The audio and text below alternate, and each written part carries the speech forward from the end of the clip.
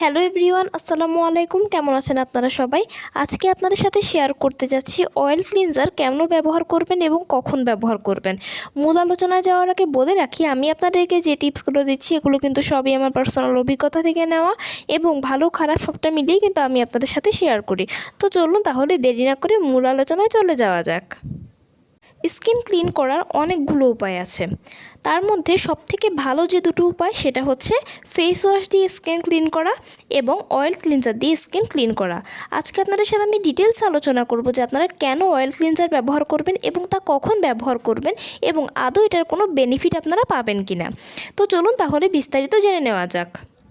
Oil ক্লিনজারটা মূলত ব্যবহার করা হয় আমাদের মুখকে খুব ভালোভাবে পরিষ্কার করার জন্য, অর্থাৎ আমাদের মুখের ভেতরে থাকা যে ময়লাগুলো আছে এই ময়লাগুলোকে বের করতে খুব ভালোভাবে সাহায্য করে, যেটা কিনা নর্মাল ফেস ওয়াশগুলোর পক্ষে কিন্তু সবসময় সম্ভব হয় না।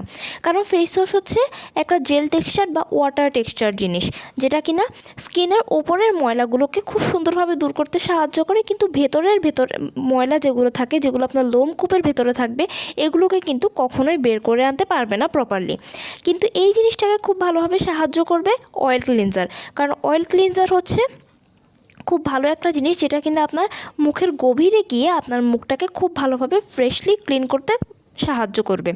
আর যারা আমরা মেকআপ করতে পছন্দ করি, আমরা হয়তো অনেকে ভারী মেকআপ করি, অনেকে হয়তো হালকা মেকআপ করি, যে যেরকম মেকআপ করি না কেন, মেকআপ কিন্তু সবসময় আমাদের মুখে সামান্য থেকে সামান্য পরিমাণে হলেও থেকে যায়। এই থেকে যাওয়াটার কারণেই কিন্তু স্কিনে পরবর্তীতে অনেক সমস্যা দেখা দেয়। আর তাই মেকআপটাকে খুব ডিপলি ক্লিন করতে কিন্তু খুব ভালোভাবে সাহায্য করে অয়েল ক্লিনজার।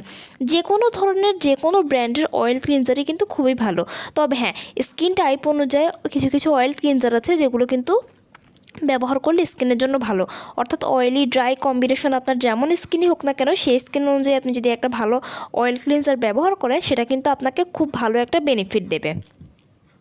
এবারে আসি অয়েল ক্লিনজারটা আপনারা কখন কখন ব্যবহার করবেন।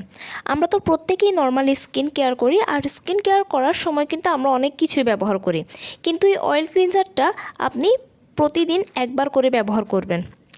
অর্থাৎ আপনি সকালে বা রাতে যে কোনো একটা সময় আপনি যদি একবার হলো অয়েল ক্লিনজার দিয়ে আপনার স্কিনটাকে ক্লিন করে নেন, খুব প্রপারলি যদি ক্লিন করতে পারেন, তাহলে কিন্তু সারা দিন পর্যন্ত অর্থাৎ 24 ঘন্টাটা আপনার স্কিনটাকে খুব ভালো রাখতে, ময়শ্চারাইজ করতে, আপনার স্কিনটাকে ফ্রেশ রাখতে খুব ভালো সাহায্য করবে।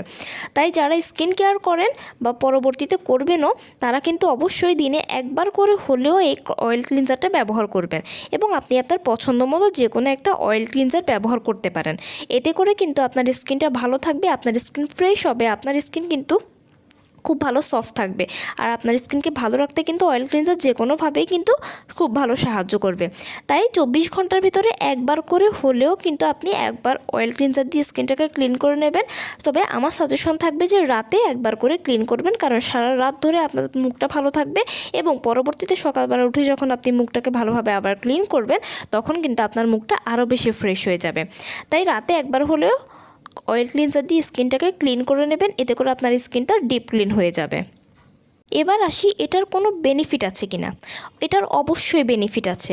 এটার বেনিফিটগুলো হচ্ছে, এটা আপনার স্কিনকে ডিপলি ক্লিন করবে, এটা আপনার স্কিনকে ময়শ্চারাইজ করবে, আপনার স্কিনকে হাইড্রেট করবে, আপনার স্কিনের ভেতরে থাকা যত ময়লা আছে এগুলোকে বের করতে সাহায্য করবে এবং 24 ঘন্টা পর্যন্ত আপনার স্কিনটাকে ফ্রেশ, পিওর এবং আপনার স্কিনটাকে লক করতে কিন্তু খুব ভালোভাবে সাহায্য করবে। তাই অয়েল ক্লিনজারটা আপনারা ব্যবহার করে দেখতে পারেন। এটা করে কিন্তু আপনাদের স্কিনটাও ভালো থাকবে, আপনারা স্কিনটাও কিন্তু খুব ভালোভাবে ক্লিন হয়ে যাবে।